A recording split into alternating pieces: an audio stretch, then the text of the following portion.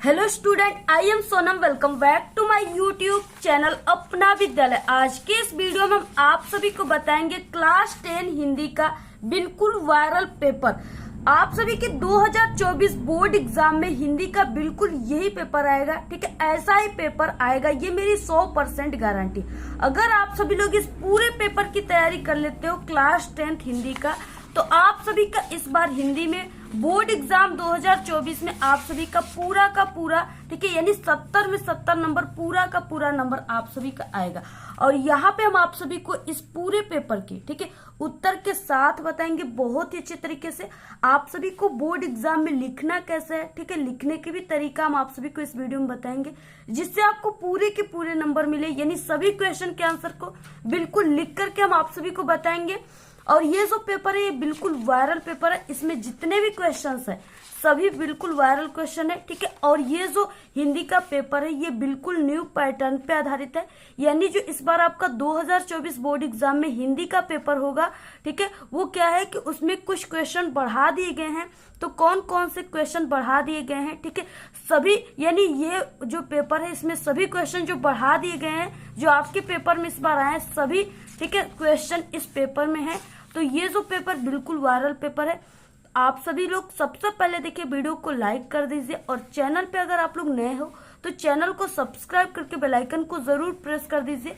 ठीक है, और आप लोग इस वीडियो को बिना स्किप के पूरा लास्ट तक वीडियो देखिएगा, तभी आप सभी को इसमें जितने भी क्वेश्चन है ठीक है समझ में आएंगे, क्योंकि यहाँ पे हम आपको बिल्कुल समझा कर बताएंगे।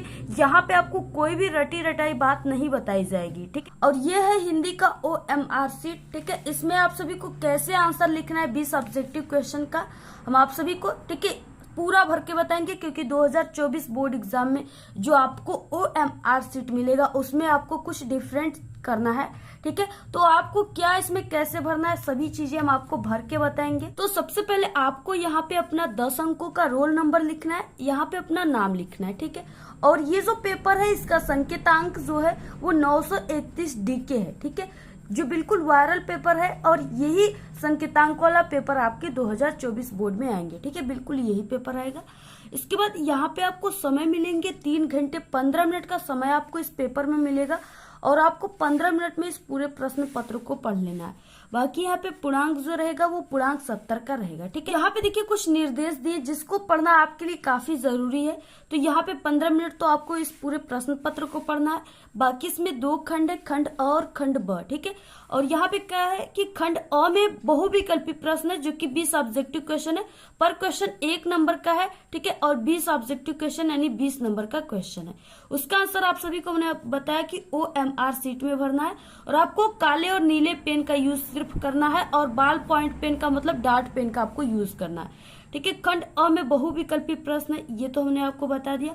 और बाकी यहाँ पे OMR शीट में आपको उत्तर अंकित किए जाने के बाद आपको नहीं उसे इरेजर का यूज वहां पे करना है, नहीं उसे काटना है, नहीं व्हाइटनर का यूज करना है। ठीक है, बाकी यहाँ पे क्या है, खंड अ है, शुरुआत होता है बहुविकल्पी प्रश्न से।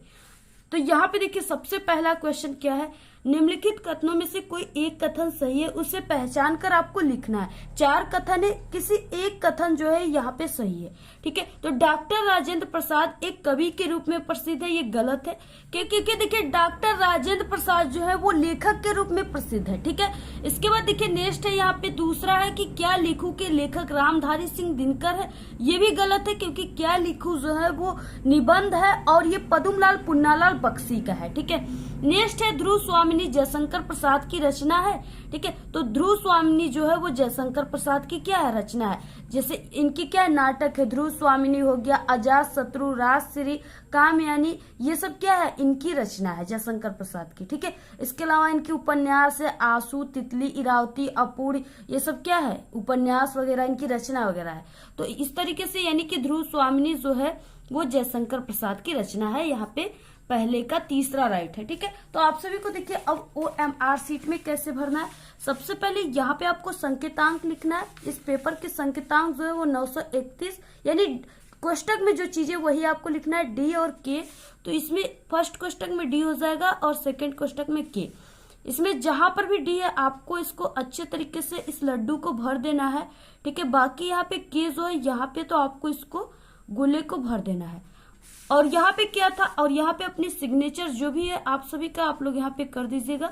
बाकी यहाँ पे पहले का तीसरा वाला राइट था, यानी पहले का सी वाला ऑप्शन सही हो जाएगा। ऐसे आप सभी को OMR शीट भरना है, ठीक है। बाकी OMR शीट में आपको कुछ भी नहीं करना है इसके अलावा, ठीक है। नेक्स्ट है यहाँ पे दूसरा, बर्फ की गुड़िया के रचनाकार हैं, कौन है? इसमें 4 ऑप्शन है। पद्मलाल पुन्नालाल बख्शी हैं, या जय प्रकाश भारती हैं, या रामधारी सिंह दिनकर है, या आचार्य रामचंद्र शुक्ल है, ठीक है। तो यहाँ पे बर्फ की जो गुड़िया ये काफी वेरी इंपॉर्टेंट है, आप लोग इसको तैयार कर लीजिएगा, ये आपके एग्जाम में हर साल आता है, ठीक है। तो यहाँ पे ये जय प्रकाश भारती का है, ऑप्शन यहाँ पे करेक्ट है। नेक्स्ट है यहाँ पे क्वेश्चन, कलकत्ता से पीकिंग किस विधा की रचना है? देखिए यहाँ पे कलकत्ता से पीकिंग जाना, यानी ये क्या है? एक प्रकार का यात्रा करना है, ठीक है। घूमना है यानी यात्रा करना है।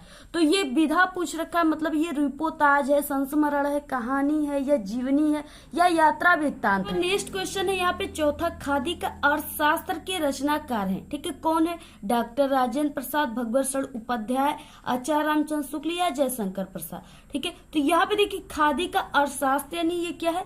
यानी अपने देश के बारे में लिखा गया, ठीक है। और ये देश के बारे में कौन लिखेगा? डॉक्टर राजेंद्र प्रसाद लिखेंगे। तो यहाँ पे ऑप्शन करेक्ट है। नेक्स्ट 5वां क्वेश्चन, घुमक्कड़ शास्त्र के लेखक हैं, ठीक है, कौन है?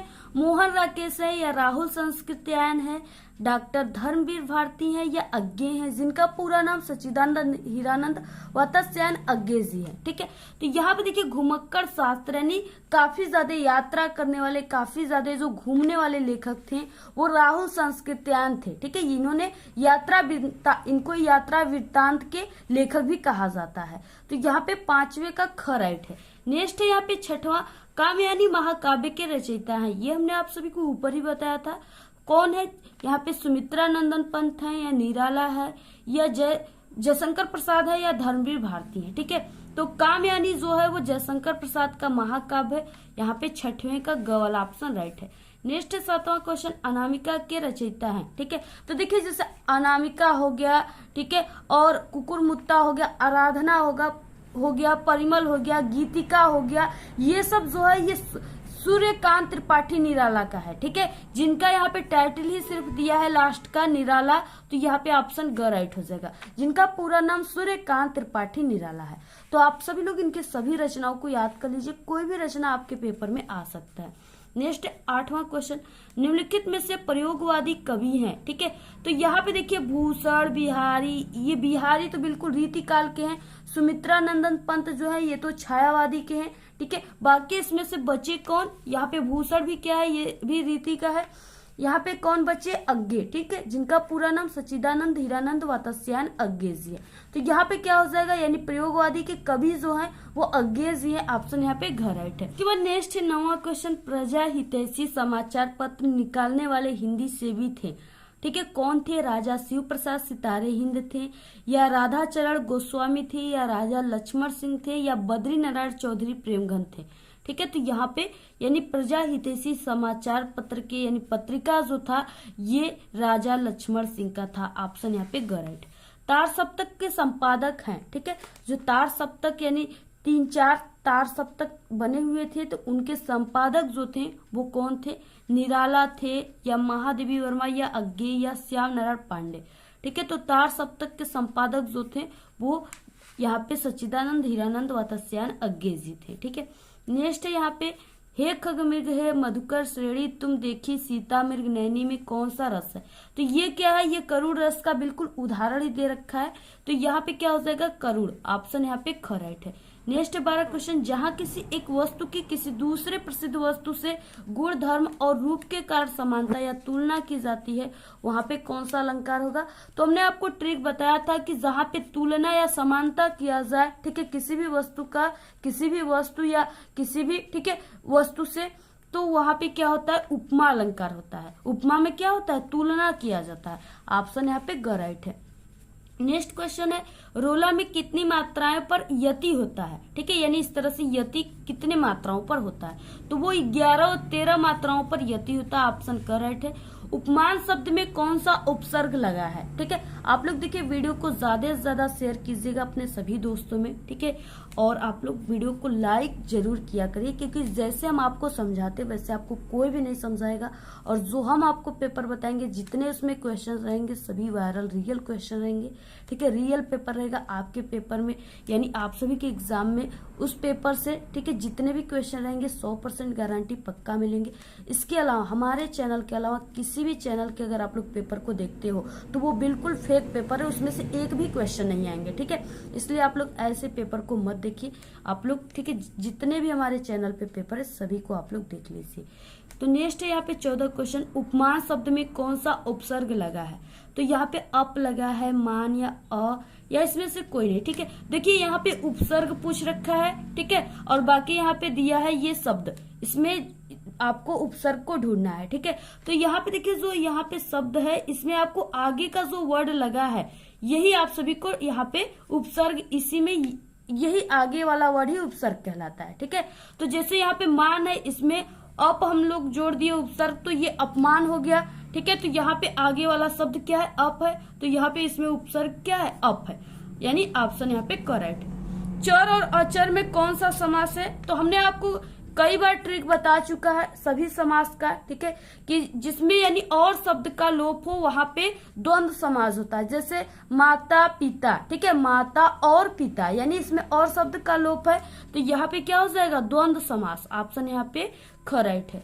नेक्स्ट क्वेश्चन क्या हो जाएगा, नेक्स्ट है 16 क्वेश्चन, हिमांशु, सुधांशु, इंदु आदि किसके पर्यायवाची हैं। ठीक है, तो देखिए यहाँ पे हिमांशु, सुधांशु ये सब जो है ये चंद्रमा के पर्यायवाची हैं। ऑप्शन यहाँ पे करेक्ट है। इसके बाद नेक्स्ट क्वेश्चन है यहाँ पे युष्मत की विभक्ति एवं वचन बताइए। ठीक है, ये जितने भी यानी यहाँ से 17 से लेकर के 20 तक जितने क्वेश्चन है बिल्कुल ये न्यू क्वेश्चन है। ठीक है, और ऐसा ही आप सभी के पेपर में क्वेश्चन आएगा, यानी ये चेंज हो गए यहाँ पे। तो यहाँ पे क्या है, युष्मत की विभक्ति एवं वचन बताइए। तो देखिए यहाँ पे दिया है युष्मत, यानी ये क्या है, पंचमी विभक्ति बहुवचन है। ऑप्शन यहाँ पे करेक्ट है। यहाँ पे हम आप सभी को बता दें कि हमारे चैनल पे शब्द रूप और धातु रूप दोनों पहचानने की ट्रिक है, काफी ट्रिक है, अच्छे तरीके से आप लोग। ठीक है, यानी एक ट्रिक से आप लोग हजारों शब्द रूप और धातु रूप को याद कर सकते हो, पहचान सकते हो। हमारे चैनल पे ये ट्रिक है, आप लोग देख लीजिएगा जरूर। ठीक है, ये आप लोग सर्च करोगे विभक्ति पहचानने की ट्रिक अपना विद्यालय यूट्यूब पर, तो वहां पे हमारी वीडियो आ जाएंगी, वहां से भी आप लोग देख सकते हो। उसके बाद देखिए नेक्स्ट क्वेश्चन है 18। ठीक है, निम्नलिखित में से कौन सा वाक्य का तत्व जो है वो नहीं है। तो यहाँ पे क्या है, विधेय जो है ये वाक्य का तत्व नहीं है। ऑप्शन यहाँ पे करेक्ट। नेक्स्ट है, जब वाक्य की क्रिया के लिंग वचन और पुरुषकर्ता के लिंग वचन और पुरुष के अनुसार हो तो उसे कहते हैं। ठीक है, तो उसे क्या कहते हैं, यहाँ पे कार्य हो रहा है यानी कर्ता के लिंग अनुसार, यानी कार्य के अनुसार क्रिया के। ठीक है, तो यहाँ पे कर्तरी का प्रयोग हो जाएगा, कर्तरी का प्रयोग। Option correct. नेक्स्ट है 20 क्वेश्चन, इसमें क्या निम्नलिखित में से कौन सा पद जो है वो विकारी है। तो इसमें से संज्ञा भी विकारी है, सर्वनाम भी है, विश्लेषण भी है, यानी उपयुक्त में से सभी हैं। तो ये थे 20 ऑब्जेक्टिव क्वेश्चन जो कि 20 नंबर का आप सभी के एग्जाम में आएगा, और जितने क्वेश्चन थे सभी वेरी इंपॉर्टेंट थे। नेक्स्ट आ गया खंड ब, जिसमें आगे वर्णनात्मक प्रश्न। अब इसका आंसर आपको कैसे लिखना है, जिसे आपको पूरे के पूरे 6 नंबर टीचर दे, ठीक है, एग्जामिनर दे। तो यहाँ पे देखिए निम्नलिखित गद्यांश पे आधारित 3 प्रश्नों का आपको उत्तर देना है। इसमें क्या है, 2 गद्यांश से आपको, ठीक है, अथवा दिया रहेगा आपको, जिसका आंसर जो है फर्स्ट वाला में क्वेश्चन में क्या दिया, संदर्भ, यानी जिसका आंसर आपको संदर्भ काफी अच्छे तरीके से याद है। संदर्भ में आपको पाठ का नाम और लेखक का नाम लिखना होता है। तो जिसका पाठ का नाम और लेखक का नाम आपको अच्छे से याद है, बिल्कुल क्लियर है, आप लोग उसी गद्यांश को सॉल्व कीजिए। ठीक है, तो यहाँ पे सबसे पहले हम यही गद्यांश को देखते हैं, उसके बाद हम अथवा वाले गद्यांश को बताएंगे। ठीक है, तो यहाँ पे दिया है भिन्न भिन्न धर्मों को मानने वाले भी जो सारी दुनिया के सभी देशों में बसे हुए हैं, यहाँ भी थोड़ी बहुत संख्या में पाए जाते हैं। और जिस तरह यहाँ की बोलियों की गिनती आसान नहीं है, उसी तरह यहाँ भिन्न भिन्न धर्मों के, ठीक है, संप्रदायों की भी गिनती आसान नहीं है। इन विभिन्नताओं को देखकर यदि अपरिचित आदमी घबरा कर कह उठे कि यह एक देश नहीं अनेक देशों का समूह है, यह एक जाति नहीं अनेक जातियों का समूह है, तो इसमें कोई आश्चर्य नहीं है। ये तो था गद्यांश, ठीक है। इसके बाद आ गया इसके 3 क्वेश्चन। पहला क्वेश्चन है उपर्युक्त गद्यांश का संदर्भ आप सभी को लिखना है, ठीक है। तो कैसे संदर्भ लिखना है जिससे आपको पूरे के पूरे नंबर मिले, यानी संदर्भ लिखने का सही तरीका क्या होता है, ये तरीका हम आप सभी को यहाँ पे बताएंगे। तो देखिए यहाँ पे क्या है, सबसे पहले आपको प्रश्नोत्तर संख्या, तो यहाँ पे प्रश्नोत्तर संख्या 21, ठीक है। तो यहाँ पे आपको 21 लिख देना है। इसके बाद यहाँ पे क्या है, हम लोग गद्यांश को सॉल्व कर रहे हैं, तो आपको यहाँ पे गद्य लिखना है और आप सभी को, ठीक है, आगे के 2 वर्ड, फर्स्ट के 2 वर्ड डैश डैश करके आपको लास्ट के 2 वर्ड लिख देना है। यहाँ पे आपको लिख देना है, ठीक है, यहाँ पे भिन्न भिन्न और डैश डैश कोई बात नहीं या कोई आश्चर्य नहीं, ठीक है। आप लोग यहाँ पे कोई आश्चर्य नहीं लिखिएगा यहाँ पे, ठीक है, बात नहीं लिखना है आपको। तो आपको इस तरीके से लिख देना है, कोई बात नहीं या कोई आश्चर्य नहीं, ठीक है, ऐसे आपको लिख देना है। इसके बाद संदर्भ सबसे पहले क्वेश्चन में पूछ रखा है, तो आपको संदर्भ हेडिंग डालना है, ठीक है, अ क्वेश्चन में। अब आपको संदर्भ को लिखना कैसे है, तो आपको लिखना है प्रस्तुत गद्यांश, ठीक है, क्योंकि ये गद्य है इसलिए यहाँ पे गद्यांश हमारी पाठक पुस्तक हिंदी को आपको ब्लैक पेन से कामा के अंदर ऐसे लिखना है, यानी एक इधर से कामा लगाना चाहिए और एक कामा ऐसे लगाना चाहिए। हिंदी के, ठीक है, गद्य खंड में संकलित भारतीय संस्कृति नामक पाठ से लिया गया है। इस पाठ के लेखक जो है या इस पाठ के रचयिता जो है वो डॉक्टर राजेंद्र प्रसाद जी हैं।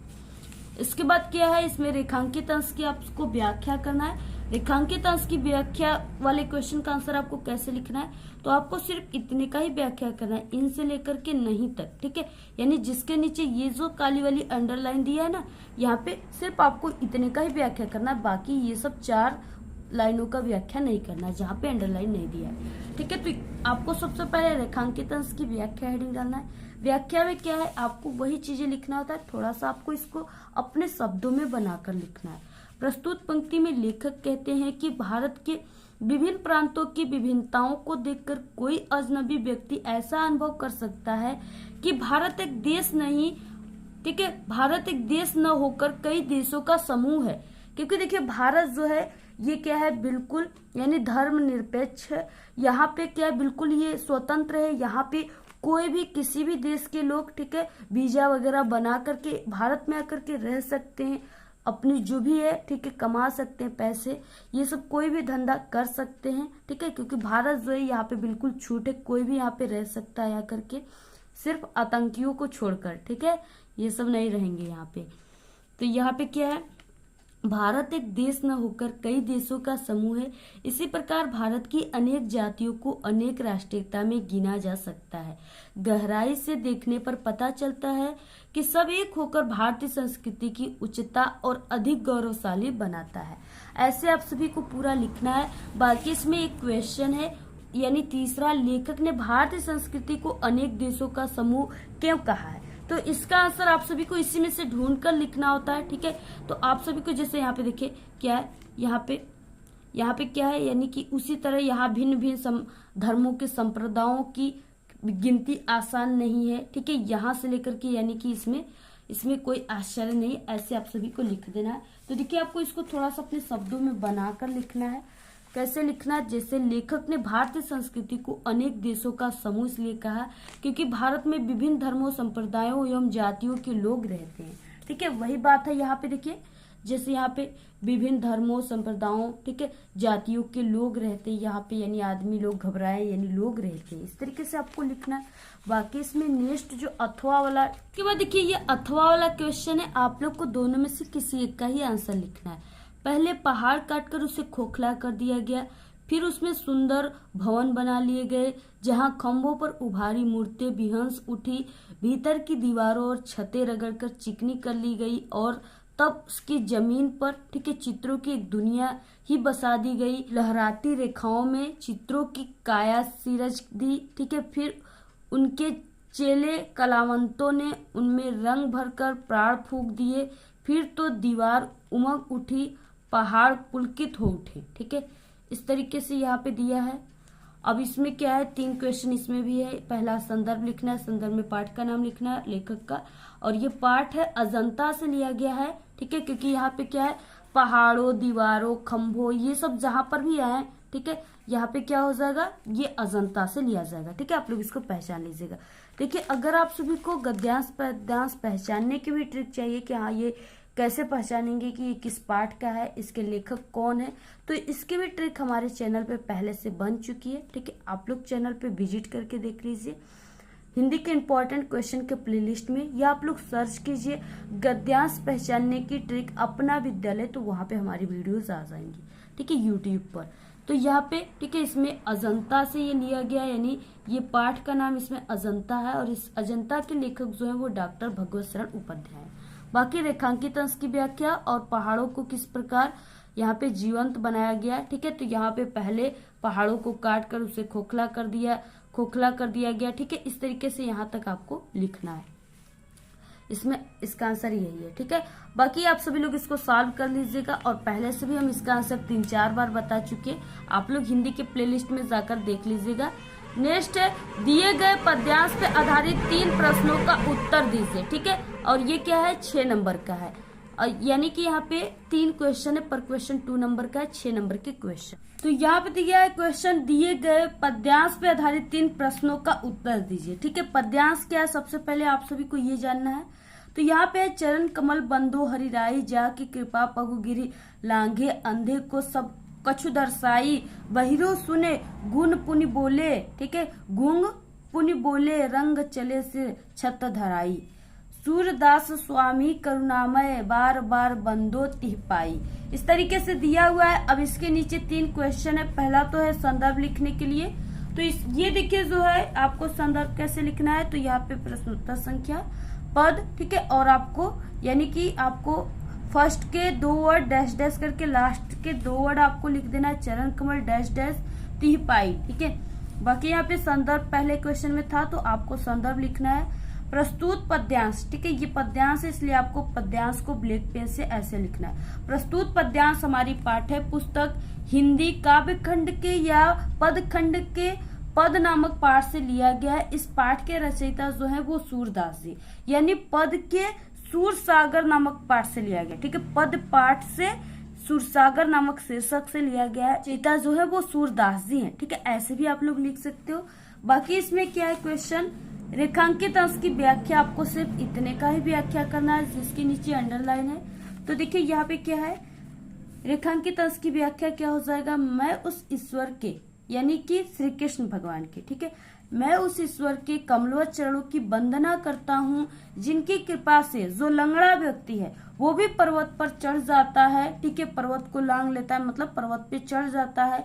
अंधे को सब कुछ दिखाई देने लगता है, और बहरा व्यक्ति सुनने लगता है। ठीक है, और गूंगा व्यक्ति जो है वो बोलने लगता है, और निर्धन व्यक्ति सिर पर छत्र धारण कर चलने लगता है। ठीक है, इतना देखिए श्री कृष्ण भगवान का इतना शक्ति है। ठीक है, कि ये गूंगा व्यक्ति बताइए कैसे बोलने लगेगा, शक्ति के कारण ही बोलेगा। ठीक है, तो इस तरीके से क्या है, यहाँ पे ऐसे ही आपको रेखांकित अंश की व्याख्या करना है। बाकी इसमें एक क्वेश्चन है कि किसकी कृपा से जो लंगड़ा व्यक्ति है वो पर्वत को लांग जाता है। ठीक है, तो वो ईश्वर की, यानी श्री कृष्ण की कृपा से। ईश्वर की जब कृपा होती है तो एक लंगड़ा व्यक्ति भी क्या करता है, पर्वत को लांग जाता है, यानी पर्वत पे चढ़ जाता है। वाला क्वेश्चन क्या है, दोनों में से आपको किसी एक को ही करना है। टूटी है तेरी कब समाधि, ठीक है, झंझा लौटे सतहार हार बह चला, दिगों से किंतु नीर सुनकर जलते कड़की पुकार। ठीक है, सुख से विरक्त दुख में समान, इस तरीके से दिया हुआ है। और इसमें 3 क्वेश्चन है, अ ब स। इसमें पहला क्वेश्चन है पद्यांश का, आपको संदर्भ लिखना है। ठीक है, तो ये देखिए जो है ये हिमालय पाठ से है, और इसके जो लेखिका है वो महादेवी वर्मा है। ठीक है, तो यहाँ पे क्या हो जाएगा, यानी कि आप सभी को लिख लेना है वैसे जैसे हमने फर्स्ट क्वेश्चन में बताया था संदर्भ लिखने के लिए। सिर्फ यहाँ पे पाठ का नाम हिमालय और लेखक इनके यानी महादेवी वर्मा है। इसके बाद देखिए रेखांकित अंश की व्याख्या आप सभी को करना है, तो आपको सिर्फ इतने का व्याख्या करना है। बाकी यहाँ पे क्वेश्चन है कि महादेवी वर्मा जी हिमालय को किस रूप में देखा है। ठीक है, तो महादेवी वर्मा जी हिमालय को एक समाधि एवं योगी के रूप में देखा है। इस तरीके से आप सभी को लिखना है। ठीक है। और बाकी इसकी रेखांकित अंश की व्याख्या हम पहले से बता चुके। आप लोग हिंदी के प्लेलिस्ट में आप लोग जरूर देख लीजिएगा। नेक्स्ट आ गया 23 क्वेश्चन। दिए गए संस्कृत गद्यांश में से किसी एक का आपको संदर्भ सहित, ठीक है, हिंदी अनुवाद करना है।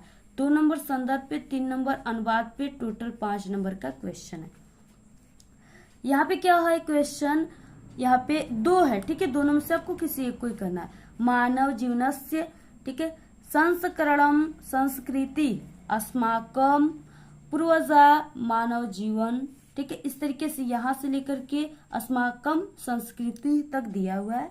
अब देखिए आपको इसमें पाठ का नाम ही सिर्फ लिखना है, लेखक का नाम नहीं लिखना है। तो यहाँ पे देखिए प्रश्नोत्तर संख्या 23 है। अब संस्कृत गद्य है, ठीक है। इसमें आपको फर्स्ट का और लास्ट का 2 वर्ड लिख देना है डैश डैश करके, जैसे हमने सभी क्वेश्चन में बताया। तो यहाँ पे मानव जीवन से डैश डैश अस्माकम संस्कृति है, ठीक है। तो सबसे पहले संदर्भ है, तो इसमें क्या हो जाएगा, प्रस्तुत संस्कृत गद्यावरण हमारी पाठ्य पुस्तक हिंदी के संस्कृत गद्य खंड में संकलित भारतीय संस्कृति नामक पाठ से लिया गया, ऐसे लिखना है। बाकी इसका हिंदी में अनुवाद क्या हो जाएगा, ठीक है। तो आपको हिंदी अनुवाद हेडिंग डालना है। इसमें क्या हो जाएगा, मानव जीवन का जो संस्कार करना ही संस्कृति कहलाता है, ठीक है। मानव जीवन का जो संस्कार है ये करना ही संस्कृति कहलाता है। हमारे पूर्वजों ने मानव जीवन का संस्कार करने के लिए बहुत प्रयत्न किया था। उन्होंने हमारे जीवन के संस्कार करने के लिए बहुत प्रयत्न किया था। उन्होंने हमारे जीवन के संस्कार के लिए जिन आचार्यों विचारों का प्रदर्शन किया वही सब हमारी संस्कृति है, ठीक है। ऐसे आप सभी को पूरा लिखना है। बाकी अथवा वाला क्वेश्चन इसमें क्या है, नागरिक बहु कालम, ठीक है, यावत अचिंतयत, यहाँ तक दिया हुआ है। यहाँ से लेकर के दतानी यहाँ तक दिया हुआ है, ठीक है। अब देखिए इसका आंसर क्या हो जाएगा, पहले हम आपको बता दें ये प्रबुद्धो ग्रामीण चैप्टर से है, ठीक है। और इसमें क्या है, यानी किसानों के द्वारा, यानी ग्रामीण जो लोग थे उनके द्वारा क्वेश्चन पूछा जाता है। क्वेश्चन का आंसर न देने पे 10 रुपए की, ठीक है, लगाया जाता है इनाम। तो यहाँ पे क्या है, ग्रामीण लोग जो हैं वो जीत जाते हैं। इसका आंसर हम आप सभी को बोलकर बता देते हैं, आप लोग, ठीक है, कॉपी में इसको नोट कर लीजिए, काफी इंपॉर्टेंट है ये क्वेश्चन। तो इसका हिंदी अनुवाद क्या हो जाएगा, नागरिक ने बहुत समय तक सोचा परंतु वो पहेली का उत्तर देने में समर्थ नहीं हुआ, ठीक है, असमर्थ हो गया। इसलिए उस ग्रामीण से कहा कि मैं इस पहेली का उत्तर, यानी उसने उस ग्रामीण से क्या कहा कि मैं इस पहेली का उत्तर नहीं जानता। ये सुनकर ग्रामीण ने कहा कि यदि आप उत्तर नहीं जानते हो, ठीक है, तो दीजिए 10 रुपए। इसलिए मुरझाए हुए मुख वाले नागरिक ने शर्त के 10 रुपए दे दिए, ठीक है। इस तरीके से आपको लिखना है। बाकी यहाँ पे क्या है, यानी दोनों आप लोग कर लीजिएगा इसको। इसमें 24 क्वेश्चन है। दिए गए संस्कृत पद्यांश में से किसी एक का आप सभी को संदर्भ सहित क्या करना है, यहाँ पे अनुवाद करना है, ठीक है। ये भी क्या है, 2 नंबर आपको संदर्भ पे, बाकी 3 नंबर आप सभी को अनुवाद पे मिलेंगे। तो देखिए यहाँ पे पहला तो है अब्दो दुर्गामी च साक्षरो न च पंडित अमुख स्फुट वक्ता च यो जानती स पंडित, ठीक है, इस तरीके से दिया है। बाकी अथवा है यहाँ पे मानम हित्वा प्रियो भवति क्रोधम हित्वा न सोचती कामम हित्वा हित्वार्थवान भवति लोभम हित्वा सुखी भवेत, ठीक है। दोनों यहाँ पे दिया, आपको किसी एक का ही करना है। तो यहाँ पे देखिए जैसे अब्दो दुर्गामी च साक्षरो न पंडित, ये वाला, ठीक है। यहाँ पे क्या है, इसका आंसर हो जाएगा, पहले आपको यहाँ पे प्रश्नोत्तर संख्या लिखना है, ठीक है। तो यहाँ पे प्रश्नोत्तर संख्या कौन सा है, यहाँ पे 24 है, तो आपको यहाँ पे 24 लिख देना है। संस्कृत पद आपको लिखना है, या आप लोग संस्कृत श्लोक या श्लोक भी लिख सकते हो। अब्दो डैश डैश स पंडित, ठीक है। संदर्भ में प्रस्तुत संस्कृत पदखंड हमारी पाठ्य पुस्तक हिंदी के संस्कृत पदखंड में संकलित प्रबुद्धो ग्रामीण नामक पाठ से लिया गया है। और इसका हिंदी में अनुवाद क्या हो जाएगा, यानी यहाँ पे अब्दो दुर्गामी, अब्दो यानी कि बिना पैर का, दुर्गामी मतलब दूर दूर जाने वाला, ठीक है। तो बिना पैरों का है किंतु दूर दूर तक जाता है, साक्षर है यानी अक्षर युक्त है, पढ़ा लिखा हुआ है, ठीक है, किंतु वो पंडित नहीं है, मुख विहीन है यानी उसके पास मुख नहीं है, फिर भी वो बोलता है, यानी मुख विहीन होने पर भी स्पष्ट बोलने वाला है, इसे जो जानता है वही पंडित है। इस तरीके से ये क्वेश्चन है। तो वो क्या है, जो क्या है, पढ़ा लिखा जो अक्षर युक्त भी है, ठीक है वो, लेकिन वो ज्यादा पढ़ा लिखा नहीं है और वो उसके पास मुख्य नहीं है फिर भी वो बोलता है, तो वो पत्र होता है। ठीक है, तो आप यहाँ पे क्या हो जाएगा, इसमें पत्र हो जाएगा, यानी आप लोग यहाँ पे पत्र लिख दीजिएगा फिर, और ये पूरा लिखने के बाद यहाँ पे देखिए मानम हित्वा पिरो भवति, यानी यहाँ पे क्या है, पहले आपको संदर्भ लिखना है। ठीक है, तो प्रस्तुत श्लोक हमारी पाठ्य पुस्तक हिंदी के संस्कृत खंड के अंतर्गत जीवन सूत्राणी नामक पाठ से अवतरित है या लिया गया है।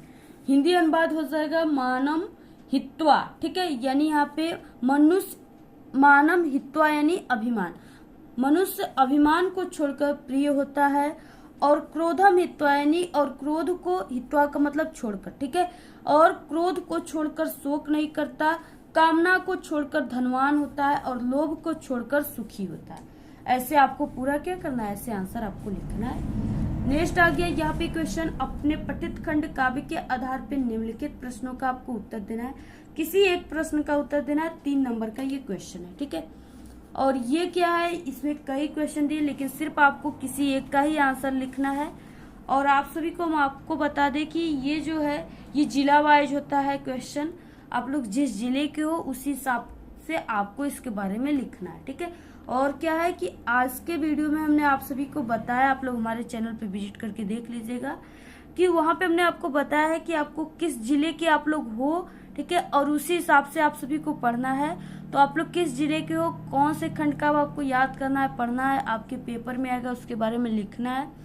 ये वीडियो हमने अपलोड कर दिया है, इसमें सभी चीजें हमने बताया, उस वीडियो को आप लोग जाकर देख लीजिएगा। ठीक है, तो यहाँ पे मुक्ति दूत खंड काव्य के आधार पर गांधी जी की चरित्र चित्रण की विशेषताएं लिखी। इस तरीके से मुक्ति दूत, ज्योति जवाहर, ठीक है, और अग्र पूजा, इस तरीके से यहाँ पे कई दिया है खंड काव्य, आपको किसी एक का ही लिखना है जिले के हिसाब से। ठीक है, जो आपको जिले में पढ़ना है वही का आंसर लिखना है। मेवाड़ मुकुट, जय सुभाष, ठीक है, और मातृभूमि, कर्ण, यहाँ पे कर्मवीर, इस तरीके से यहाँ पे कई दिया है। आई होप कि आप लोग इस क्वेश्चन को समझ गए होंगे। नेक्स्ट आ गया यहाँ पे 26 क्वेश्चन। दिए गए लेखकों में से आपको किसी एक का जीवन परिचय लिखते हुए उनके प्रमुख रचना का उल्लेख करना है। 3 नंबर जीवन परिचय पर, 2 नंबर रचना पर, टोटल 5 नंबर का क्वेश्चन है। आचार्य रामचंद्र शुक्ल पहला है, डॉक्टर भगवत चरण उपाध्याय, जयशंकर प्रसाद। ठीक है, तो आप सभी को इसका कैसे लिखना है जीवन परिचय, जिससे आपको पूरे के पूरे 5 नंबर मिले। तो यहाँ पे देखिए आचार्य रामचंद्र शुक्ल का जीवन परिचय आपको कैसे लिखना है जिससे आपको पूरे के पूरे 5 नंबर मिले। ठीक है, तो आप सभी को ये बॉक्स बनाकर लिखना है।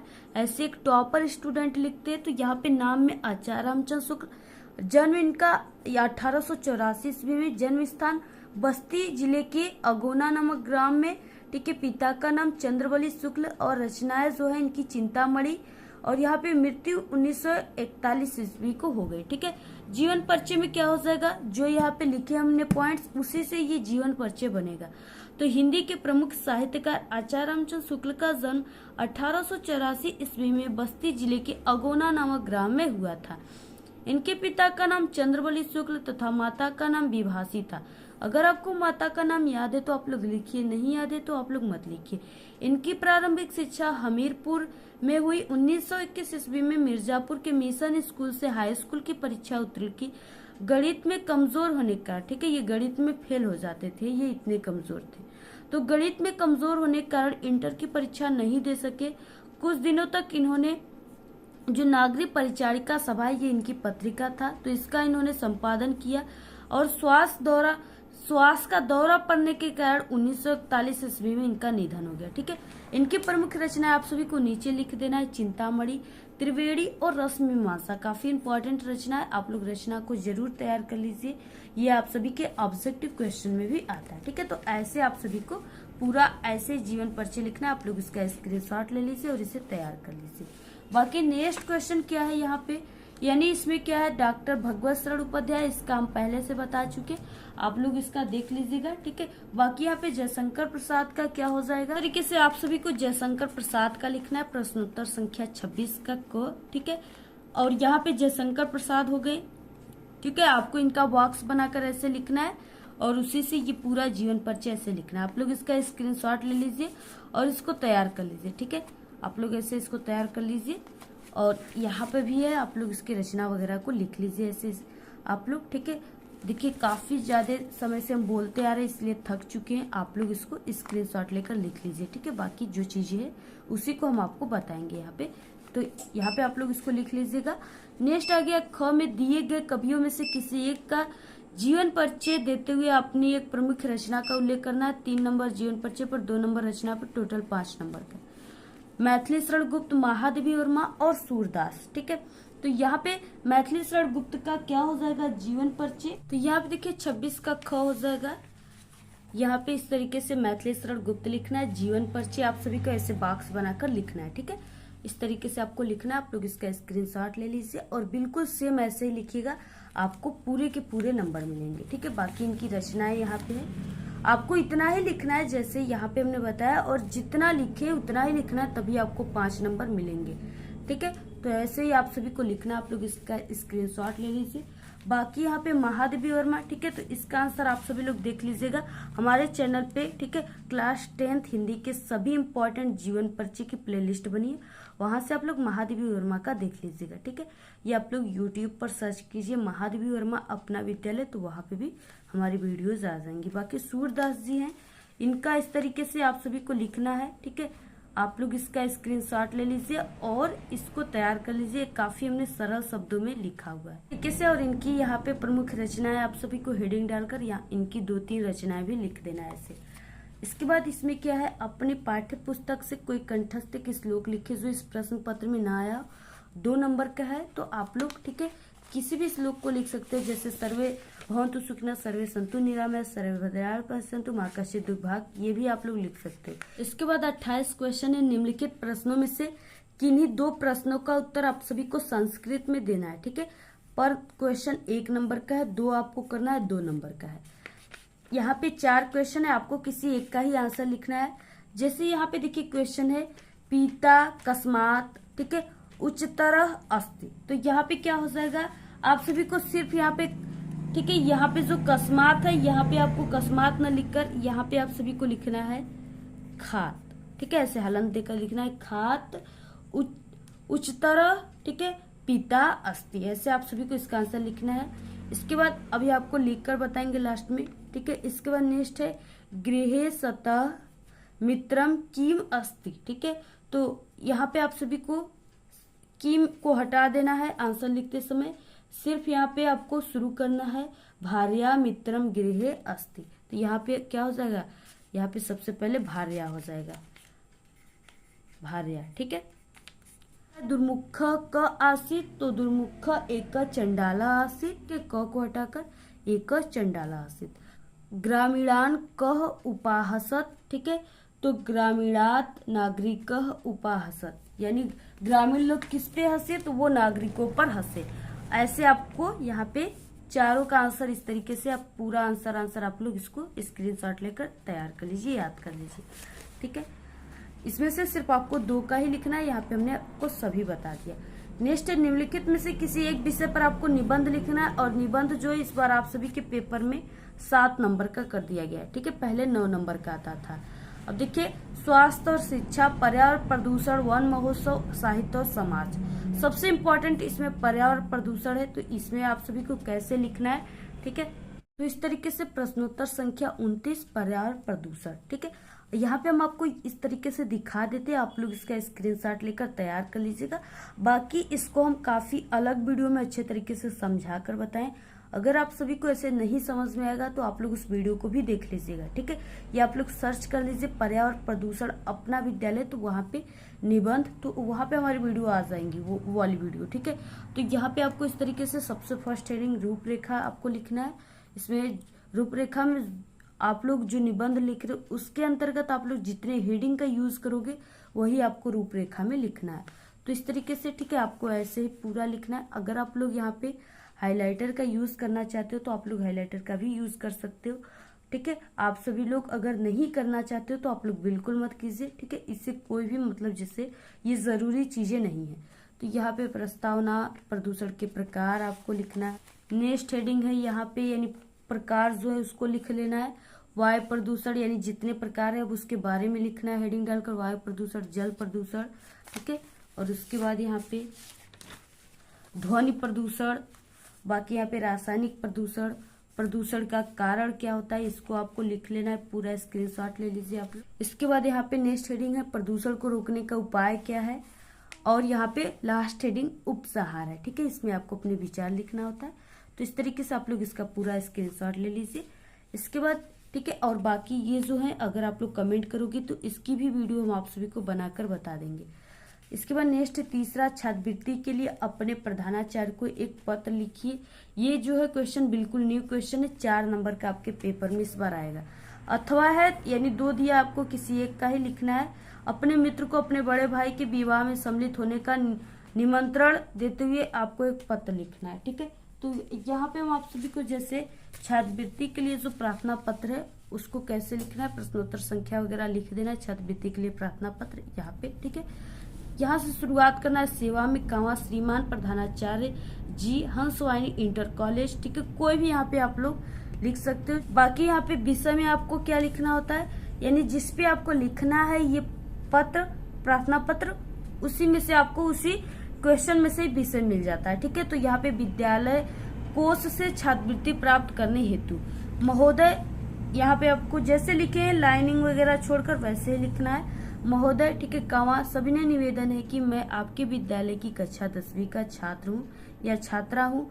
मेरे पिताजी की आर्थिक स्थिति अच्छा नहीं है जो मुझे पढ़ाने में सक्षम नहीं है। ठीक, तो आपसे विनम्र निवेदन है कि विद्यालय कोष से छात्रवृत्ति प्रदान करने की कृपा करें। ठीक है, और यहाँ पे आपको दिनांक लिख देना है, जो भी दिन को आप लोग लिख रहे हो वही दिनांक आपको यहाँ पे लिख देना है। और यहाँ पे आपका आज्ञाकारी शिष्य या शिष्या, ठीक है, नाम में आप सभी को क ख ग लिखना होता है, क्योंकि आपको एग्जाम में अपना नाम नहीं लिखना होता है। जिस क्लास में आप लोग हो वो क्लास आपको लिख देना है। तो ऐसे ही आपको पूरा ऐसे ही पत्र को लिखना है। ठीक है, अगर आप लोग ऐसे लिखते हो तो आपको पूरे नंबर मिलेंगे, और जिस तरीके से यहाँ पे हमने लिखा हुआ है उसी तरीके से आप सभी को लिखना है। ठीक है, उसके बाद यहाँ पे जो है ये वाला अगर आप लोग कमेंट करोगे तो इसके बारे में भी हम आपको ये पत्र लिखकर बता देंगे। ठीक है, तो इस तरीके से ये है हिंदी का पूरा वायरल पेपर। आप सभी लोग इस पेपर को तैयार कर लीजिएगा। ठीक है, आप सभी का हिंदी में 70 में 70 नंबर पक्का है। यहाँ पे हम आपको बता दें कि ये नहीं कि सिर्फ आपको इस पेपर को ही तैयार करना है, इससे पहले हम 3 से 4 वायरल पेपर और मॉडल पेपर हिंदी का बता चुके। आप सभी लोग उस पेपर को भी तैयार कर लीजिएगा। ठीक है, चैनल पे विजिट करके आप प्लेलिस्ट में से तैयार कर लीजिएगा। और हमारे चैनल पे 1-1 घंटे के, ठीक है, हिंदी के सबसे इम्पोर्टेंट क्वेश्चन की वीडियो है, जिसमें हिंदी के सभी इम्पोर्टेंट क्वेश्चन हैं। ठीक है, और आंसर के साथ है। आपको उस वीडियो को देख लेना है, उससे तैयार कर लेना है, और जितने भी इम्पोर्टेंट क्वेश्चन यानी प्लेलिस्ट में है हिंदी की उसको आपको तैयार कर लेना। अगर आप लोग इतना तैयार करते हो तब आपका हिंदी में 70 में 70 नंबर आएगा। ठीक है, इस पेपर में से सिर्फ यानी कि 50% से 60% ही क्वेश्चन आपके बोर्ड एग्जाम में आएंगे, बाकी पूरे के पूरे क्वेश्चन नहीं आएंगे। तो आप लोग इस पेपर को जल्दी से तैयार कर लीजिए। ठीक है, काफी इम्पोर्टेंट है। धीरे धीरे आप लोग तैयार अभी से करोगे तभी जाकर के आपका हिंदी कंप्लीट हो पाएगा या कोई भी सब्जेक्ट कंप्लीट हो पाएगा। इससे पहले हम सभी सब्जेक्ट का वायरल बोर्ड का पेपर हम बता चुके हैं। ठीक है, अगर आप सभी लोग वीडियो नहीं देखे हो तो आप लोग को इसी वीडियो के लास्ट में, ठीक है, वीडियो दिखेंगी, प्लेलिस्ट दिखेगा सभी वीडियो का साथ में, तो आप सभी लोग उस पर क्लिक करके जरूर देखिए। अगर आप सभी लोग किसी भी सब्जेक्ट में कमजोर हो, ठीक है, और आप लोग बोर्ड एग्जाम में पास होना चाहते हो तो हमारे चैनल पे क्लास 10th के सभी सब्जेक्ट में बिना पढ़े पास होने की भी ट्रिक की वीडियो है। आप लोग उस वीडियो को भी जाकर के देख लीजिएगा। इसी वीडियो के लास्ट में प्लेलिस्ट लगा देंगे, वहां से भी आप लोग देख सकते हो। और हमारे चैनल पे विजिट करके या यूट्यूब पर सर्च कीजिए में पास होने की ट्रिक अपना विद्यालय। यूट्यूब पर अगर आप लोग लिखकर सर्च करोगे या बोलकर तो वहाँ पे हमारी वीडियोज आ जाएंगी। ठीक है, गणित में पास होने की ट्रिक अपना विद्यालय, यानी जो भी टॉपिक आपको चाहिए आपको इसी तरीके से सर्च करना है, वहाँ पे हमारी वीडियोज आ जाएंगी और आप लोग आसानी से देख करके, ठीक है, एग्जाम में अच्छे नंबर ला सकते हो। तो इस तरीके से आप लोग चैनल को सब्सक्राइब कीजिए, इस वीडियो को अपने सभी दोस्तों में शेयर कीजिए।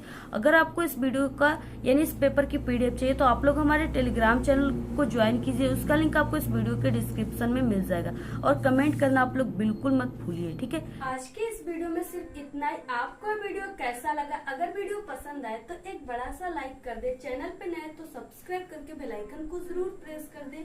Thanks, all the very best, bye bye.